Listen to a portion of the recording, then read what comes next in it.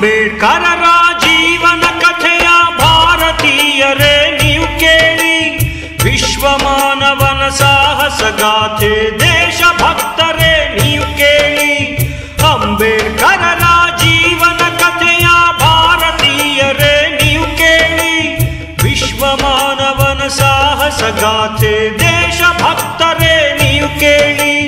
ನೊಂದ ಜನತೆಗೆ